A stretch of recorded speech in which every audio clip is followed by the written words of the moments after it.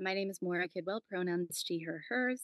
I'm an actor, director, filmmaker, audition coach, and now studying to be an intimacy choreographer for live theater performance in Chicago, Illinois. Okay, well, that's I didn't tell you about that one yet. no, and I'm glad you didn't because I didn't see that coming. My usual, like starting question is the standard, how did you get into this? What was your childhood, hook into getting to the arts? But I want to start with the intimacy choreographer.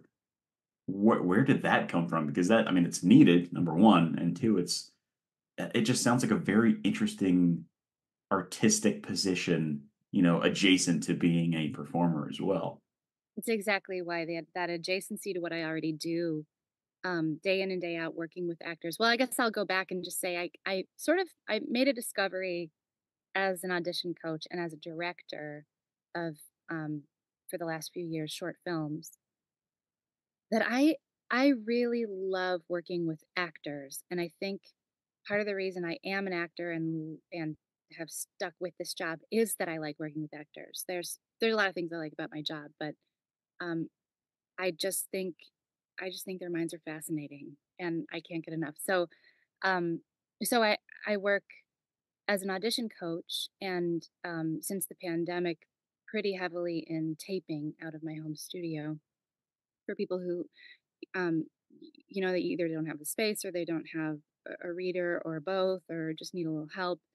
I'll do the taping, I'll do the edit, and that's been a really really fun job for me. And I think finding out about intimacy work, I I just felt drawn to it because it does feel like, just first of all, another way to work with actors, Yeah. um, where I don't necessarily have to be another actor working with actors. Um, it is, yeah, like you said, it's absolutely needed. Um, what drew me to it initially was curiosity, and what's keeping me in the studying of it is it makes a lot of sense. It just it, the the thing that I the thing that I hook into a lot is that without boundaries, we can't really do anything. We can, but we can get the best work done and we can get the most work done with good boundaries and good communication. Just like somebody, I was just in an intimacy workshop, a couple actually already this week, and one of the instructors cited, and I want to cite this ethically, and I don't remember where it came from, but she made reference to a study with children where they essentially were testing what spaces would be good for children's playgrounds, and they took the group of children with their teacher to an open expanse with trees, nature, and no fence. And the kids stayed by their teacher and they looked to the teacher for guidance on what to do. And then the next day they took the kids, or maybe it was the other way around, but they took the kids to another area that had a fence, and the kids felt free to play and go explore the perimeter. And I just that stuck with me. Being a parent, um, we're not children. Many performers are not children, but we consent-based practices is not only a good idea and ethical, but it's what's gonna get the best work out of everybody. Yeah, and it's the visualizing it too, it makes complete sense because you feel so much more open and free when you have that limitation set. Like, okay, I can go anywhere I want to within that boundary. And I could see that I never thought about that for performing, but it makes complete sense, especially when you're in that intimate, space with a scene partner. Yeah. Yeah. Wow. Oh my God. There's a Okay. lot I like about it. I mean, truly, and I can't speak, as an intimacy professional yet. I've done a ton of almost 30 hours of training. However, so much scholarship and so much experience has gone into this new discipline already, and I'm just very much at the beginning of it. But I can speak to what I love about it and what I hope to make part of my career. And yeah, that's one of the things. The word um the word comfortable and safe get thrown around also a lot in our business. And I also really like the school where I do most of my studying. It's called TIE, Theatrical Intimacy Education. They talk about how comfortable isn't really the right word for what we're going for, unless we're doing a scene about two people on a couch whose whole goal is to be comfortable. That's different. But so much of theater and so much of what we see is not. It's outside of the realm of comfortable. That's kind of why people are drawn to it. So so it's more about ensuring that people can do. Hmm, how was it put so nicely recently? Can it's ensuring that performers can take on the discomfort that's required of them per their professional contract in a way that is consent based and safe and works for their boundaries. Yeah. Yeah, and making Oh, sure so sorry. it's it was an amazing way of and it's, uh I hope that I said that right because it was said so nicely recently. I think by one of my instructors. oh, it was great because I mean, hopefully long gone are the days of rehearsal, and then once you actually shoot on the day, they decide, "Actually, you're going to be in this condition, to Mhm. do this scene," or, "We decided we want you to do this," and you don't have your phone, you're in the middle of nowhere on a stage, and you can't contact anybody to dispute your discomfort, so people would just do it. Yeah, And not that's only that, there are power dynamics in place that they yeah. say, "Oh yeah, say let us know if there's anything you need." Well, what's at stake if I do? Mhm. When most of us are we sit down and we go, "Oh, thank you so much for this job. I don't wanna be a burden, so anything you need, I will do it." Yeah, that easy to Yeah, work with actor. exactly. I don't wanna be difficult, or Right, labeled that way. Yeah. right. Oh my god. Yeah, that's I'm so glad you're doing it, and that there's workshops for that as well because I think, at least, you're in Chicago, I'm in Denver.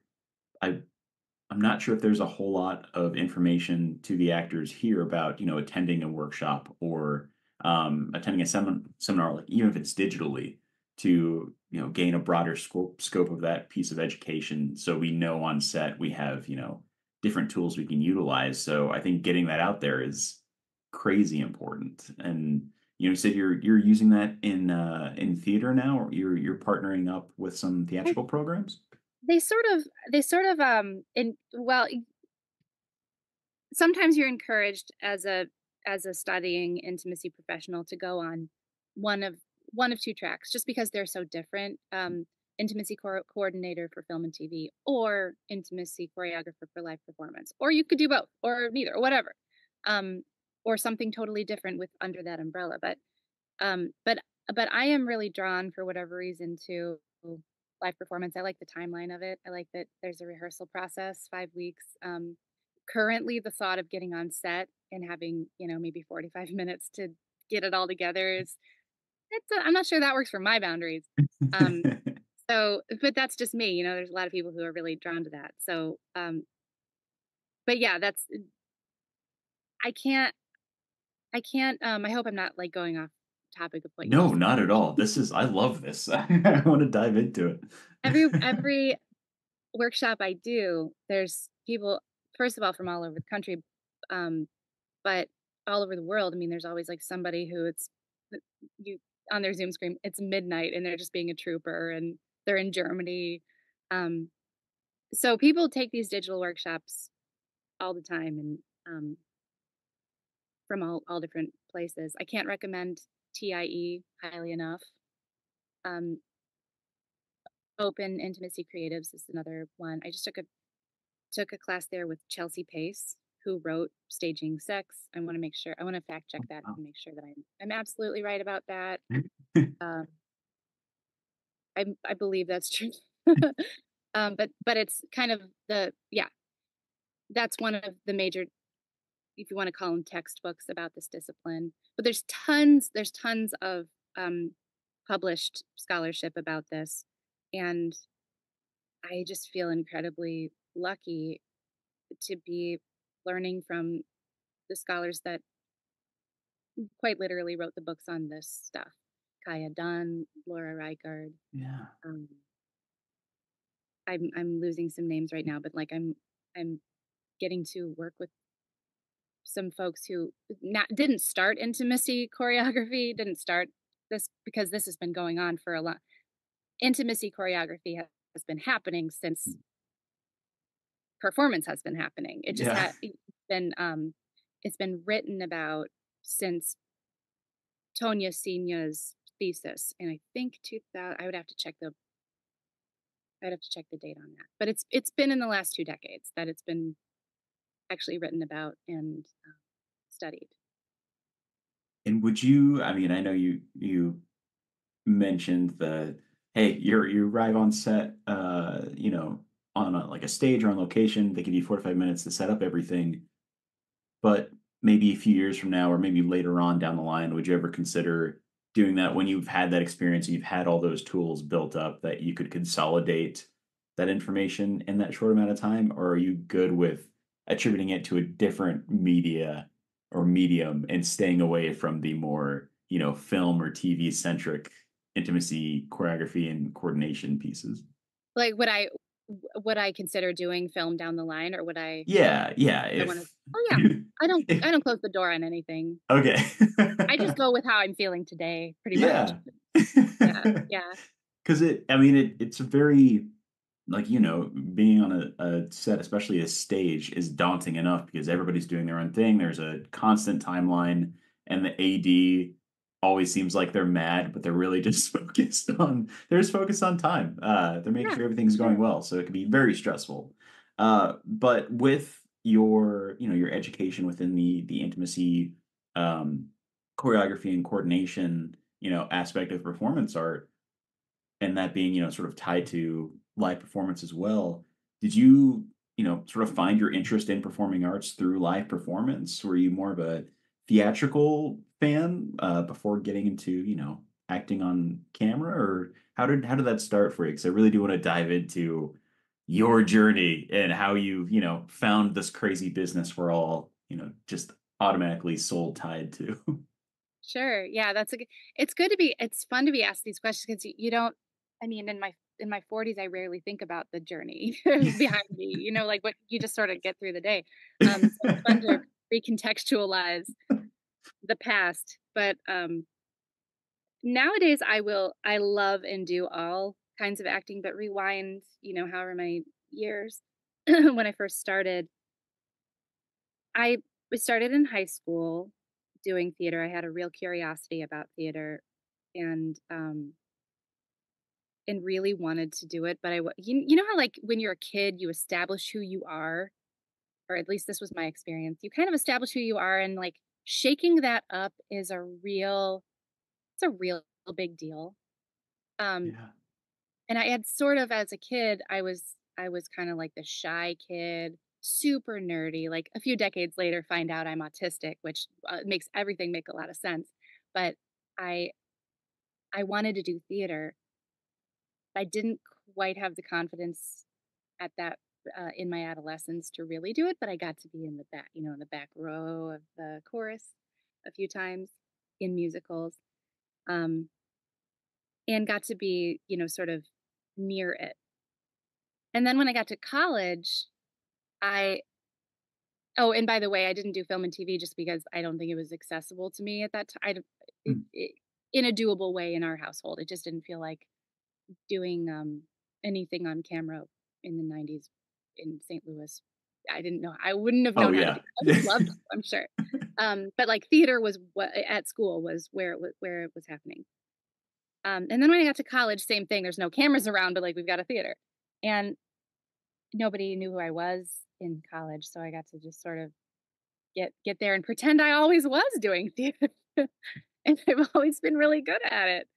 And, I went into college intending to do languages, modern languages, and I quickly switched to theater.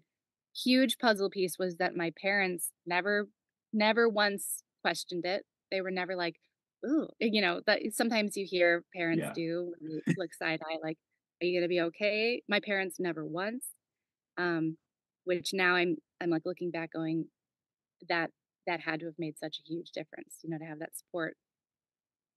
I studied it in college. I majored in one thing, acting, and it was a tiny, tiny theater department. So I got to do a lot. I got to like make a lot of mistakes. Um, and yeah, I mean, I loved it. I kind of never looked back at that point. And then when I got to Chicago after I did a brief moment in LA, some people who had a great influence on me, other actors and mentors, said, "Oh, you should go to LA. Like you're so filmic," I think was the word that was being thrown around. I think what that means is I do a lot here and not a lot It's there. all in the That's what that face. means. Yeah. Um, and that's okay. I mean, that's how some folks do. But so I went to LA following some advice. Did not did not work for me at that time. I was 20, whatever, 22, 23, coming from the Midwest, and uh needed to get my mental health under control before I did something like that, really. So I came Sure. back after about 5 months and ended up in Chicago, for a variety of reasons, and it ended up, it was kind of, a little bit random, but it fast forward, I don't know, almost 20 years now, it's treated me so well. This city has been so fun and wonderful. And I've done a Uh, lot of TV and I mean, I started out, in Chicago, one common route into the business is to start out in storefront theater. I still tell folks when they move here, like, "Try out a storefront show." And what that means, if you haven't heard that term thrown around, it's it it's what it sounds like. There are a lot of tiny theaters, non-equity theaters in actual storefronts all around Chicago, or it's storefront is a word to encompass, like, any non-traditional space for theater. And, um, the audition notices for those theaters are very, very widely accessible to anyone who wants to do it. You typically, it's just kind of like a good, fun way to start out in the city as a young person or a person of any age. You get to know people. Um, you get scrappy and make stuff on a small budget, work as a team. You learn a lot of ensemble, um, important skills that way, and that's where I started, is in storefront theater. And then we got a big studio in 2000, gosh, I wonder what it was, 2008, 2009. We got Cinespace, where now all of the Chicago shows are filmed. Not all of them, I shouldn't say that. Many of them are housed there in Cinespace. And that's when I started to, that filmic thing that people were seeing, yeah. was starting to pay off a little bit, because I was, starting to book, more TV, and now that's just where, you sort of, as as an actor, like, you just go where the auditions take you. We have Oh, yeah. we have as much agency as we can about what we do, but, by and large, I'm doing what I'm being paid to do, and mostly that's in TV and film and commercial. But I love theater. I am so, like, I've never been to we talked about this on our phone call before this. I've Yeah. never been to Chicago. My best friend's from Chicago, and he wants to take me so bad. I had no idea there were storefront theaters in Chicago, and it just sounds like, there's nothing like that necessarily here in Colorado. But in Chicago, the idea of joining a community, maybe, not even having the education and wanting to maybe try it out, or getting out of college and wanting to venture out as an artist, that sounds like just a tremendous gift as a performer to be able to audition for something that's very small, say you're accepted into it, and then that people are watching that, folks of influence, or it's almost like it sounds like a showcase in some ways, to get noticed from what you were saying. I mean, how long between, and it, like you said, we go where the auditions go, but between you starting out in storefront theater and then booking, say, your first TV co-star or walk-on role, how long did that take? Do you remember? Oh, like moving to Chicago and then booking my first. Yeah, yeah, and I know it's and the Yeah. timing, and I say this to everybody who listens to this, the timing is not the same for everybody, but I love those stats for, Yeah, performers of, yeah, I moved here, I auditioned for something, and then I got something within 3 months, or, it was 3 years later that I booked something. But yeah, yeah. yeah. Well, I ended up there in 2000. I ultimately 2006. Okay. Um, and then I think, oh boy, I should go back in my old, like, vaulted email address and find out, look at the emails. I think the first thing I booked was a co-star on Boss. Do you remember that show Boss? Yeah, oh, wow, that's Kelsey awesome. Grammer? Yeah. And that would have been in 2000. I'm just thinking about, like, what apartment I was in when I got the phone call. That was, like, 2011, maybe? I'm really, really, approximating all this because my memory is, um but I think I would say it was, like, 5 years to co-star. Mhm. And then, like, then it started rolling. Then it was guest star, and then Sirens happened pretty quick after that. Which 2012, I think, is Sirens. yeah, that sounds I was trying to think of when it was on. Yeah, that sounds about right, and the I mean, you were a series regular. I mean, you were one of the main cast for I was a Sirens, recurring guest. Yeah. recurring Yeah. guest. And did you have any, callbacks? I know there's been a lot of talk about networks and how, their differences really can sway actors' confidence in themselves, whether it's, "We're gonna have you do 20 chemistry tests over the course of, Oh, like, 6 weeks." But what oh, was that process like getting cast on Siren? Was it pretty easy? some things really feel easy, right? It Yeah. it felt easy, and a few things play in, right, to what how something feels. But it was cast at PR casting, which I don't know if you heard that name. They cast The Bear and recently won an Emmy for that. So 15 years ago, um, they were casting Sirens, and they are just like, I feel this way about, I do like all the casting offices here. There is something special about Mickey and Jennifer, who are um, the core owners that have been there, forever at PR casting, that make you feel so good about everything you're doing. So there's that. The casting office energy made it feel good. Um, Bob Fisher was in the room, the showrunner of Sirens, and he is such a joy. Like, all these just really positive, cool people. Wow. Kevin Bigley read with me. Kevin Bigley Oh, played. he did? Yeah, yeah, yeah. Um, oh my god, I think what's I Kevin think his signature? character's name was Kevin, They called him Kevin. but I don't but his nickname. Kevin was his nickname. They decided that they were gonna call him Kevin. I gotta Oh, find it. yeah, that's what I need to rewatch it. Bigley Siren. Come on, I'm Googling it right now. Sorry, Kevin, Do if you're it. Brian. Brian, okay, yep. He's Oh, so yeah. very he and his partner are like, I see things about them making funny stuff all the time together. It's so cute. Um, anyway, he was my my reader. He'd been cast already. And I remember that being really fun. We improvised and stuff just to feel it out. I'm sure I was nervous, but I think there's a certain amount of, like, if you what you don't know really helps. Yeah. I At that stage of my career, I don't think I realized what a big deal it was. I wish I could go back to that. I just didn't. I don't think I realized what a big deal it would have been to be called back in the room with the showrunner for a series, Um, it's tantamount for your LA listeners in the business to being to testing.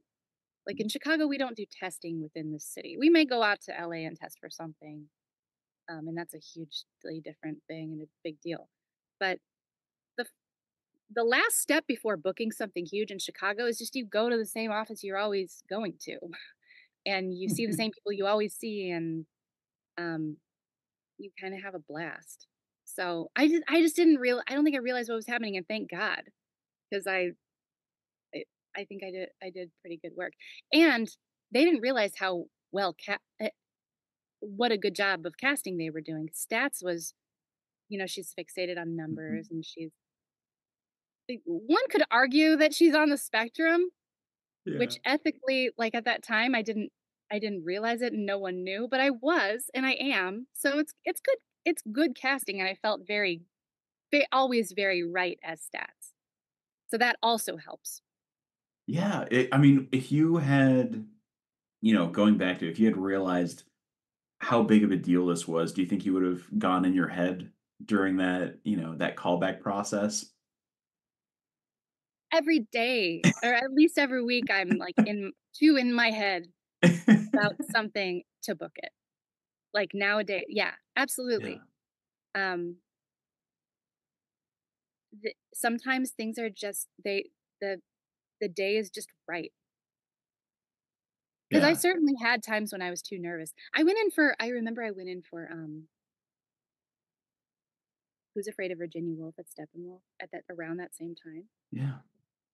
that my friend Carrie Coon ended up booking, and like, sent her on a whole other direction of life, and so I think back to that audition, and I couldn't have been more nervous, and I couldn't have been more spastic, um, and I think I remember Eric Daniels, who was the casting director at that time, even saying, like, "Breathe, like, calm down," Oh, you know? no, so it So, was like, that visibly yeah, I mean, certain things would make me nervous, and I guess other things didn't. Yeah, it's bizarre Oh, my yeah, because how we sometimes it I don't know, that anxiety fuels the character and comes out, like you said, in ways you don't really know, and that leads to a callback or something, but then you do have those moments of, "No, I can't escape my body. I'm fully aware of what's going on. This is not going to happen. Calm down." Yeah, I'll try, but, I'll try. you You can't, know, I mean, really, like, did you see Inside Out too? I haven't yet. No, my girlfriend saw it and she said it was amazing, but Okay. anxiety is a huge character, right? Anxiety is, like, the Yeah. the star of that show, and she gets at this the premise of Inside Out is, like, certain emotions get at your console. Yeah. Sometimes anxiety is just she takes over. There's I I think it's something I want to add to the show for full transparency as a performer.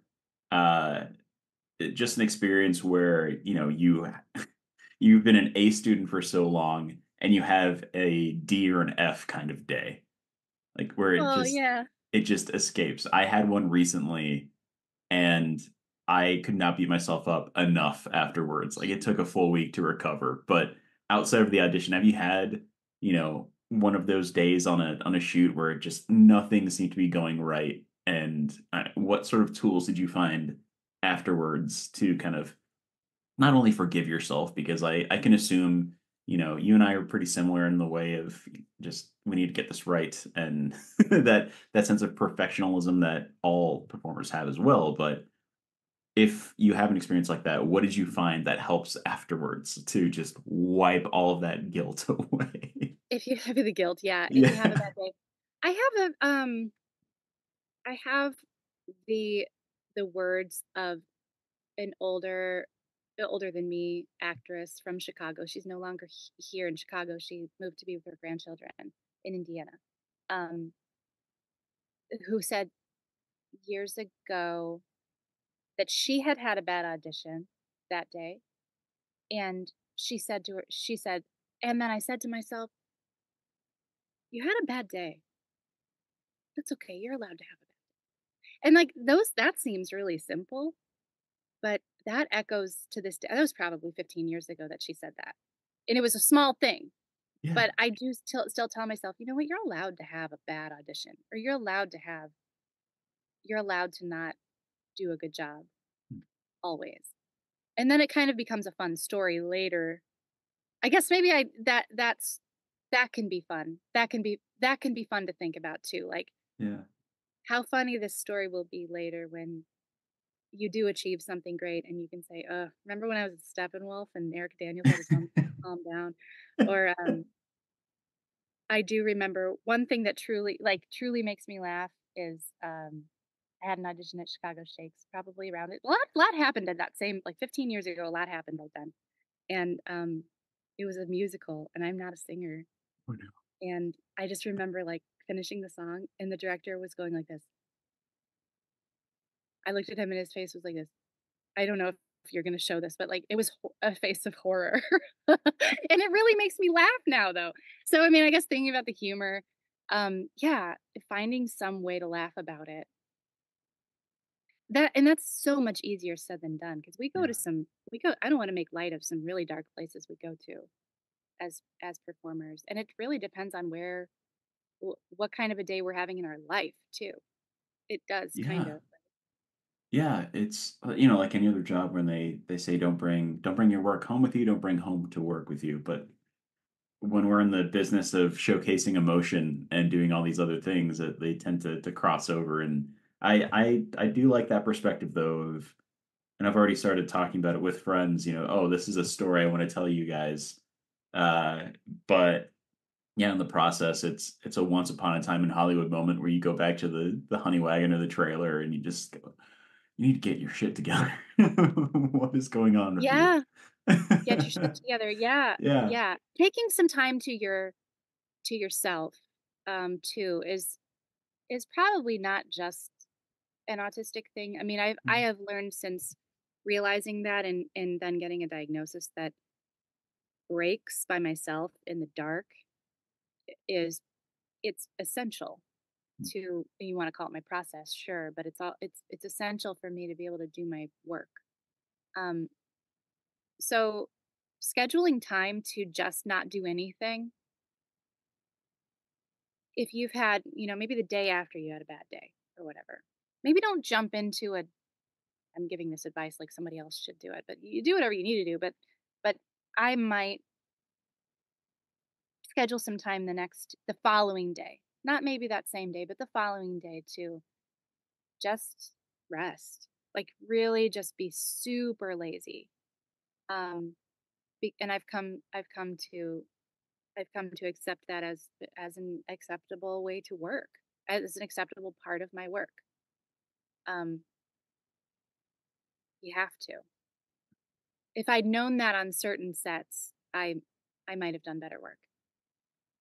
Yeah. I think that's crucial. And I know you're in a relationship and you have a kiddo, your parents. So I can imagine how hard that could be as well to carve out that time. But you have your kiddo in camp, so you have a little more leeway, during the summer to do that. And when you're doing nothing, because that really hit home for me. Like when you have to find that time to just do nothing because you are so overstimulated. What is your practice then of doing nothing? Is it to you? Is it sitting, on your patio outside, or is it just listening to music? And what's your best form of relaxation in that way? Yeah, so if I'm dealing with burnout from dysregulation or something, it really is allowing myself to lie down on a couch or on my bed in the dark for 20 to 45 minutes. Usually that's gonna gonna get me through. Um and usually my body tells me that's what I have to do. Um and then if I spend maybe more of my time than I'd like to admit listening to books on tape and Mm. doing housework. Ooh, I have housework. in order. Yeah. I love um certain tasks around the house really center me. Not center me in the way that I like make me the center of the world. I mean like it may. find I makes me find my center, if that makes Yeah. sense. Yeah. Um, uh, yeah, I mean, I love to that really turns off my brain in a way. Um, but the way I process and turn off my brain is I do have to be doing something with my hands. So I when I'm listening to actually these digital workshops for intimacy are great. I have because I can turn off my camera, they have no judgment about that. And I'm folding laundry. I'm like but and I listen better if I'm doing something.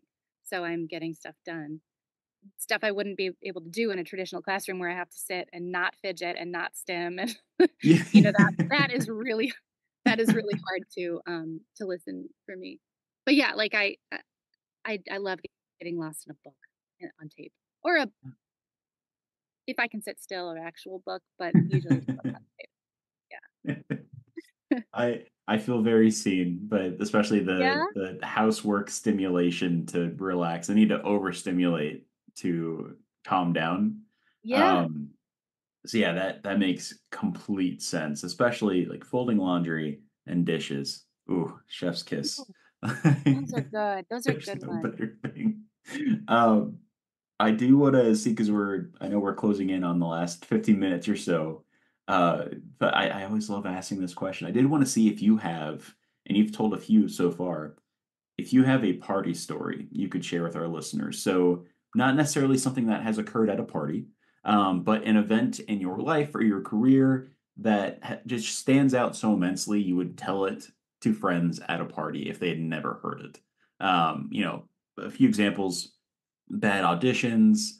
It could be something like I don't know, just an instance of living in LA that really just took you for a whirlwind and you will never forget. But I don't know if there's any moment in your life you could share with our listeners that really stands out.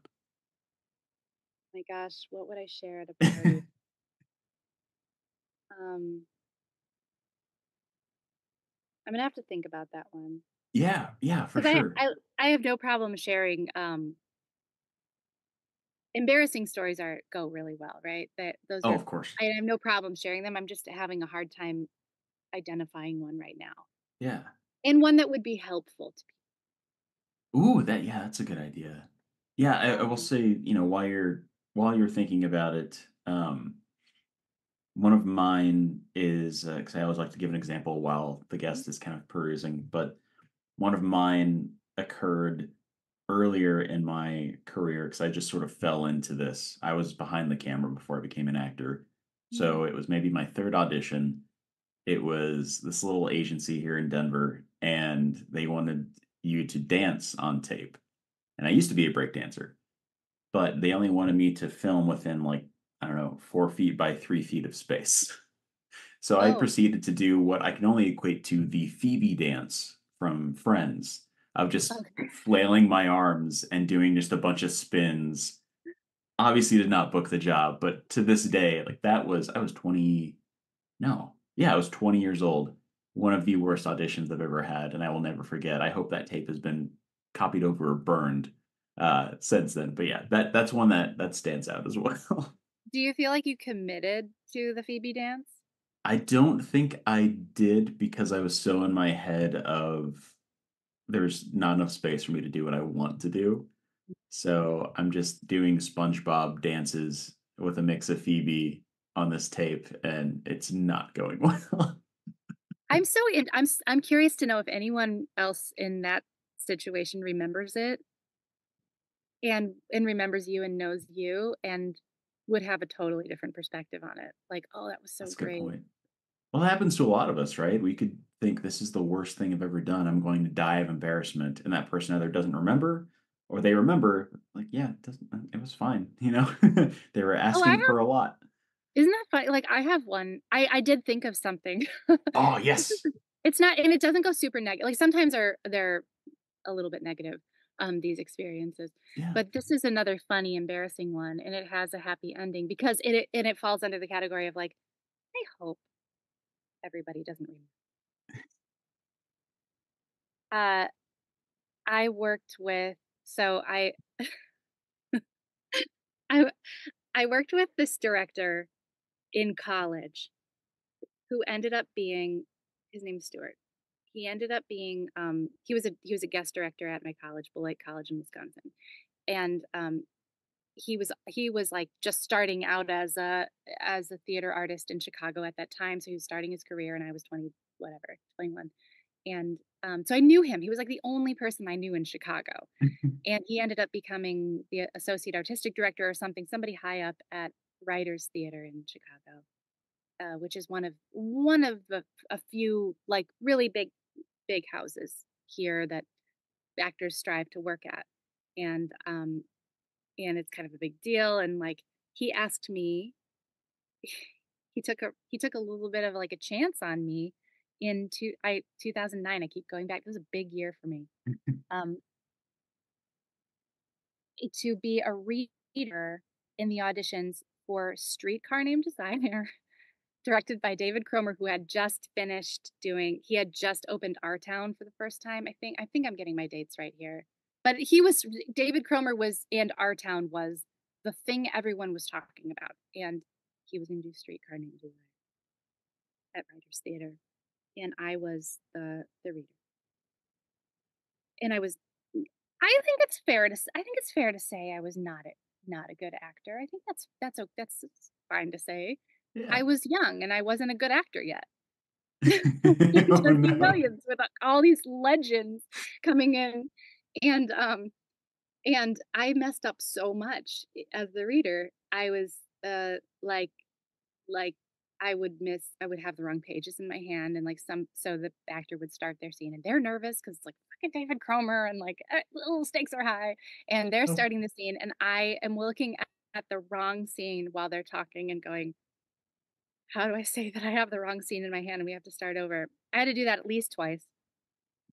And but before I even got any pages in my hands, I am always mixing up pages. Always. I don't know what it is.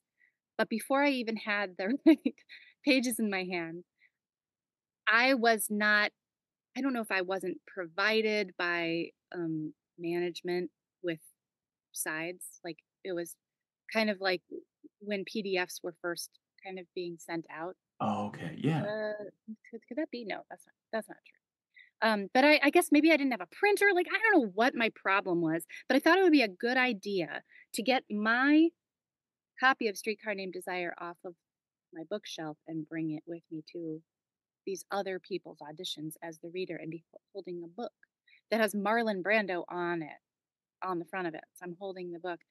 And at one point, like I used it in the first couple auditions that people came in for it, and I want to say David Cromer is like such a sweet person, but he was like, "Why why do you I think there was a discrepancy in the text, like somebody had a different text than mine because there's Of different course. not Yeah. translations, but there's different versions of that play, and I had the wrong lines because it was a book and somebody else had a PDF printed out, and he stopped the audition and he goes, "Why do you have a book?" And I was like, "I don't know, I didn't have the pa" and he's like, "Can somebody get her the pages?" And he goes, "Something's off, like, why do you have a book, and, like, why do you have these pages, and, like, what's going on?" And, so that person's audition ended, and he didn't have to do this, but he apologized. He's like, "I'm sorry, I got pissy, um, for a second there." And then the rest of the day went okay. But, um, but then so I'm sorry, I'm getting to the end of the story pretty soon. Fast forward to 2021, I I understudied my friend Carrie in Bug at Steppenwolf, directed Oh, by David Cromer. He got to see my work. I went on for her. He he he got to see that I'm actually a good actor now, and I don't think he remembers. And if he, I think either way, it's fine. He's such a lovely person. First of all, yeah. he would never. I don't think he would ever like hold that against somebody. But it was a nice full circle moment for me to go, okay, well that file's closed. If it were still open in my brain, it's closed. That was a very long story that's very personal to me, and hopefully it was somewhat entertaining for people. I mean, I would hope I was entertained by it, and it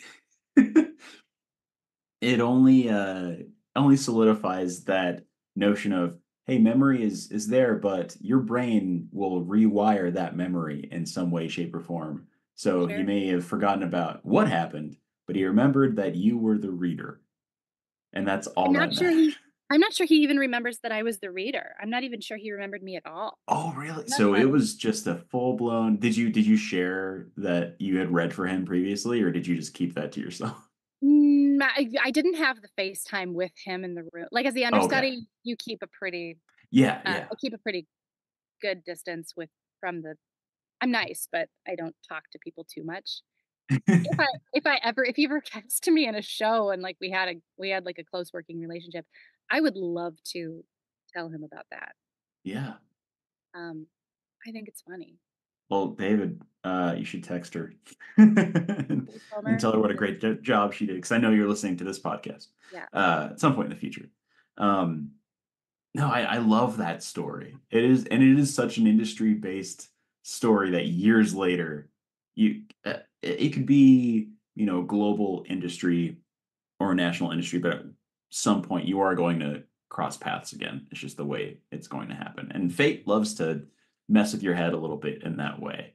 Yep. So with everything that you've accomplished and you've done and you are accomplishing currently, I do want to see if you have a piece of advice you could share with listeners as well. I mean, they don't have to be performers or artists, but especially in times like these, is there a piece of advice that you've held on to that you could share with the listeners as well, just, for words of encouragement? Sure. I've been on the receiving end of many words of encouragement. I've spoken to some of them. Um, Things that really stick with me are, well, something I've learned, um, kind of like kind of the hard way and the good way in my career, is surround yourself with people who love and respect themselves and each other,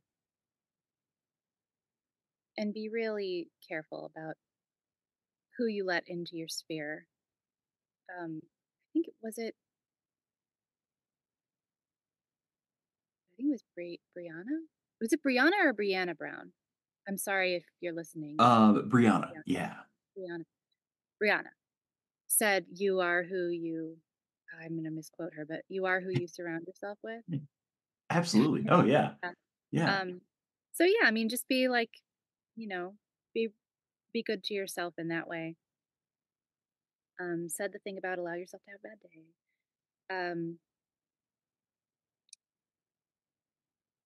oh, do something that isn't this, or Yeah. maybe is adjacent or isn't adjacent to. But if you're an actor, maybe write something or make a film with your friends, or it's not as hard as you think it is. If you were always wanting to have a pet and you have the space and the time for that in your life, get the pet. Put your mind somewhere else, that doesn't have to do with, I guess, in a way, decenter yourself from your own career. I found i found that really healthy decentering in coaching. Mostly, that's really truly the job that brings me the most joy. And honestly, I don't want to say have a kid to take your mind off it, but but when I had my child, I have two children actually. I have a stepson who is a fully grown adult now. Um, Oh, wow.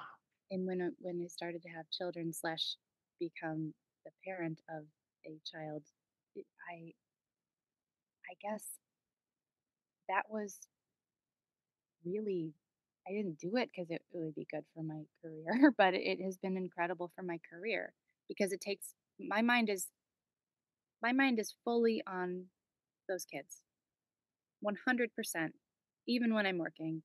And I only have enough time to do the audition when I have time to do it. My husband and I taped the audition for the bear in like the 15 minutes we had while our kid was in the bath.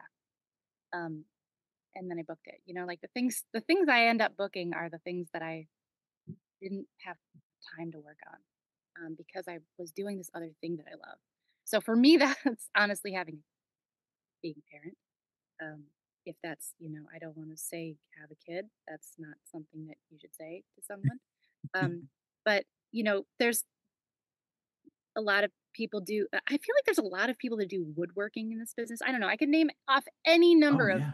joyful activities, but find something like that. I'm not going to say the thing of if you can think of anything else you'd rather do. Oh, yeah. No, yeah, do that and then do this too. You can do a Yeah. lot of things in your life.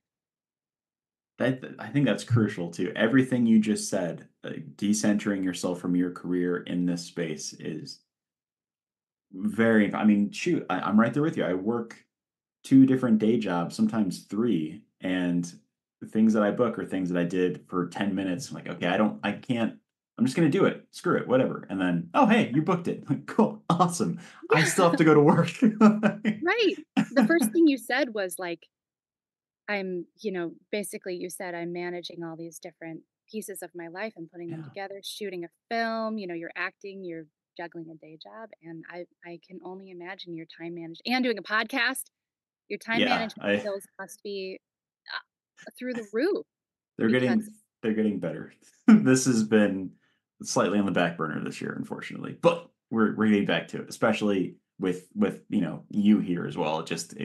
It recycles that energy to feed our motivation for the next day.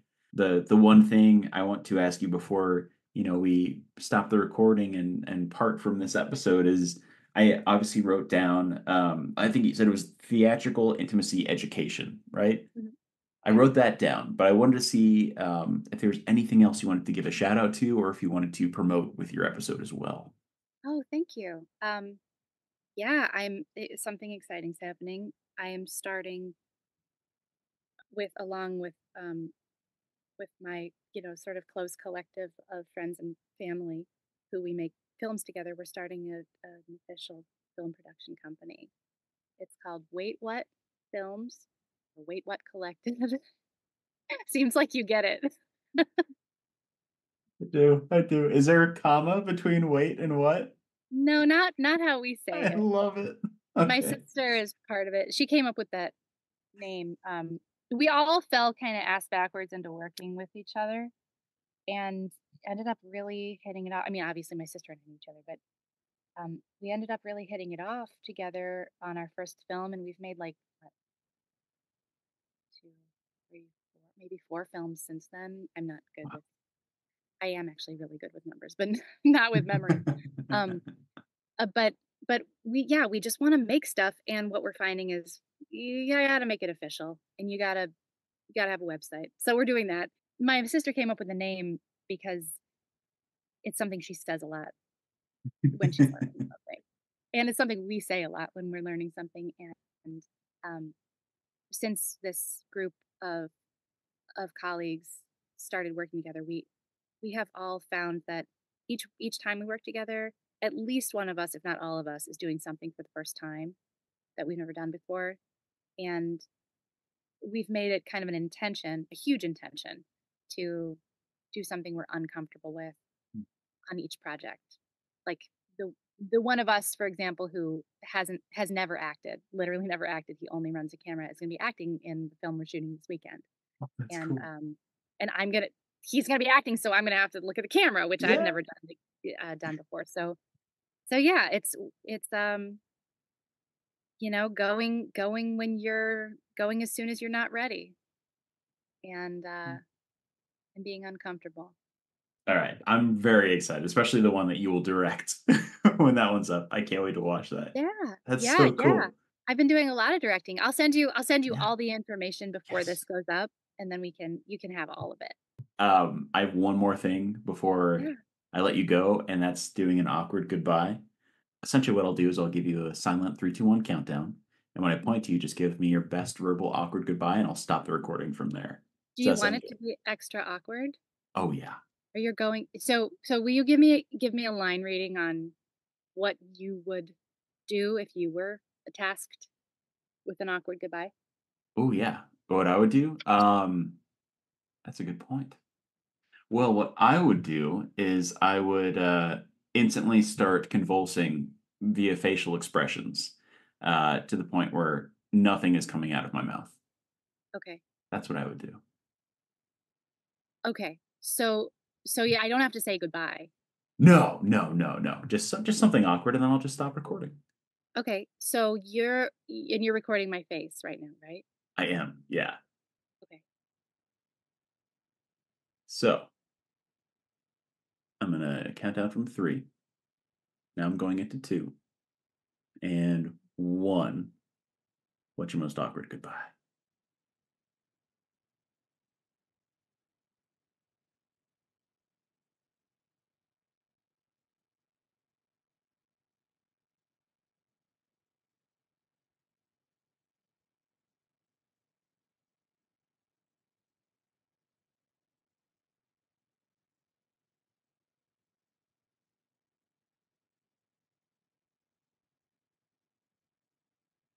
Right.